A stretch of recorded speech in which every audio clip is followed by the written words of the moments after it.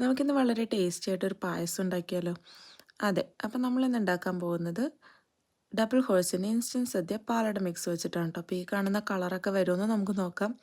അതിനൊരു സീക്രട്ടും കൂടി ഉണ്ട് കേട്ടോ. ദാ ഈ ഒരു പാക്കറ്റാണ് കേട്ടോ അതിനകത്തുള്ളത്. ഇതൊരു 200 ഗ്രാമിൻ്റെ ആണേ. അപ്പോൾ ആദ്യത്തെ സ്റ്റെപ്പ് എന്ന് പറയുന്നത് പഞ്ചസാര ക്യാരമലൈസ് ചെയ്യുക എന്നുള്ളതാണ്. അപ്പം നിങ്ങൾക്ക് ഈ സ്റ്റെപ്പ് വേണമെങ്കിൽ ഒഴിവാക്കാവുന്നതാണ്.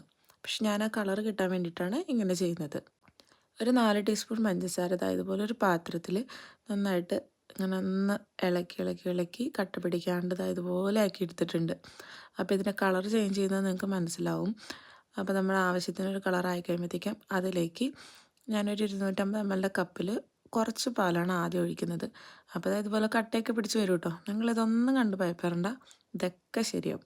അതിലേക്ക് ബാക്കിയുള്ള പാലും കൂടെ ഒഴിക്കുക. അപ്പം ഞാൻ നേരത്തെ പറഞ്ഞ 200 ഗ്രാമിൻ്റെ പാക്കറ്റാണ് നമ്മളെടുത്തത്. അതിൽ ഞാൻ 250 ml 3 കപ്പ് പാലും 1 കപ്പ് വെള്ളമാണ് എടുത്തത്. അപ്പോൾ അത് നന്നായിട്ട് അവിടെ കിടന്ന് തിളക്കട്ടെ കേട്ടോ. ഇനിയിപ്പോൾ എന്താ വേറൊന്നുമില്ല, അങ്ങ് ഇളക്കുക. അത് നല്ലോണം അങ്ങ് തിളച്ച് വരുമ്പോഴത്തേക്ക് ഈ പറഞ്ഞ മിക്സ് ഇടുക. ആവശ്യത്തിന് നെയ്യും ഒരു 1-2 സ്പൂൺ നെയ്യ് ഒഴിക്കുക. ഒരു 2-3 ഏലക്ക കൂടെ പൊടിച്ചിട്ട് കഴിഞ്ഞ് കഴിഞ്ഞാൽ സംഭവം നമ്മുടെ ഇവിടെ പായസം റെഡി. പിന്നെ നമ്മുടെ ഈ അട വേവാനുള്ള ആ ഒരു സമയം മാത്രം മതി. നന്നായിട്ട് അങ്ങ് തിളപ്പിക്കുക. തിളപ്പിച്ച് നല്ല കുറുക്കി പാകമാകുമ്പോഴത്തേക്കും നമ്മൾ ഈ കണ്ട പായസത്തിൻ്റെ ഫോട്ടോ കണ്ടില്ലേ, അതാ അതുപോലെ തന്നെ വരുന്നുണ്ട്. അപ്പോൾ സംഭവം എന്തായാലും എളുപ്പമാണ്, ഈസിയാണ്.